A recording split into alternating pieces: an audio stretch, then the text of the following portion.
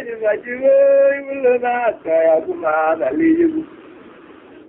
Yanga da koy mawa ko buwe banya kane gatier ke kongu Bekwa gulu mamal kamunga landa neriyanyi Wigu penye ngawiele wa yanga Ayo yangu ayo makonyi majiwe ulona kaya kumada liyu Yanga da koy mawa ko buwe banya kane gatier ke kongu Bekwa gulu mamal kamunga neriyanyi Wigu penye ngawiele wa yanga Ayo fuera moza nuevo la yare guariga tira melier que wote Yanga nirimaya malamaya ngulingwa Yang bana karku machara kochu Wad mayana muga yanga utaralu Ayo fuera moza nuevo la yare guariga tira melier que wote Yanga nirimaya malamaya ngamulingwa Yang bana karku machara kochu Wad mayanga muga yanga utaralu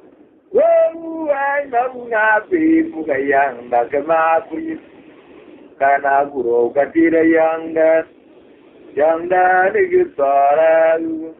Wai na muga yanga kemakuyi Kana guro katama yanga Yumda nigutaralu Ayo yanga ayo makonyi majilo Uluna kaya kumada liyu Yanga da koy mawa ko buwe banya kane gatier ke kongu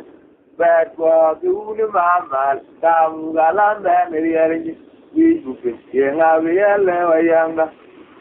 Ayo yanga ayo makonyi majiwe ulona kaya kumada liyu Yanga da koy mawa ko buwe banya kane gatier ke kongu Bekwa gulu mamal kamunga landa neriyanyi Wigu penye ngawiele wa yanga Fuera moza nuevo la yare guariga tira melier que wote Yanga nirimaya malamaya ngulingwa Yang bana karku machara kochu Wad mayana muga yanga utaralu Taju mauna muga yanga kemakuyi Kana guro gatira yanga Yanga nigutaralu